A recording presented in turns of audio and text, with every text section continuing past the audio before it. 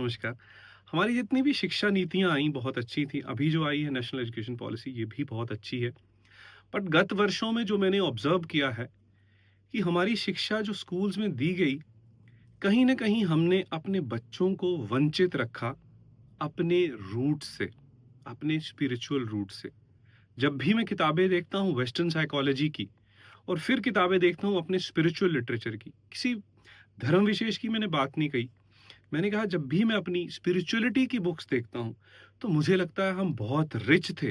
तो ये जो रिचनेस थी, ये तो पर्ल्स ऑफ विज़डम थे।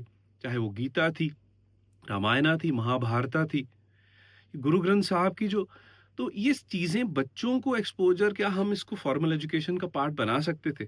अगर नहीं बना पाए तो हमें शायद हमने उन अमूल्य धरोहरों से अपने बच्चों को वंचित रखा है।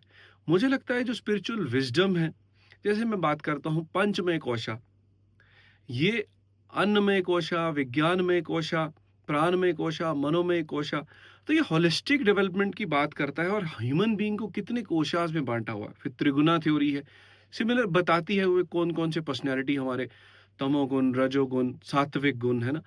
तो सब कुछ था। हमारे जो डिस्कोर्सेज़ थे उसमें साइकोलॉजी थी, उसमें फिलॉसफी थी, उसमें साइंस थी।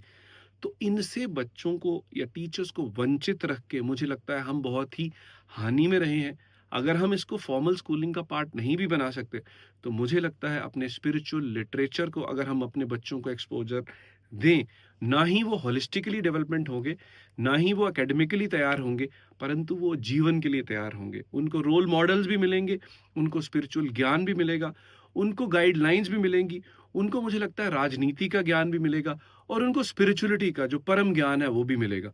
मेरी ये रिक्वेस्ट है कि खुद भी हम और अपने बच्चों को भी जितना भी स्पिरिचुअल विज़डम है जहाँ से मिलता है, उसको कैप्सूल्स के थ्रू या उनकी जो मेन-मेन चीज़ें हैं, उनको बच्चों को एक्सपोज़ करें।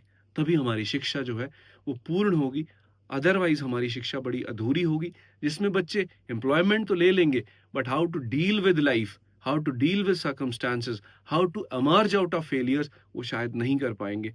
और मुझे लगता है कि इस तरफ जाने से हमें परम ज्ञान या एक सत्य की जो है वो ज्ञान होगा। Thank you.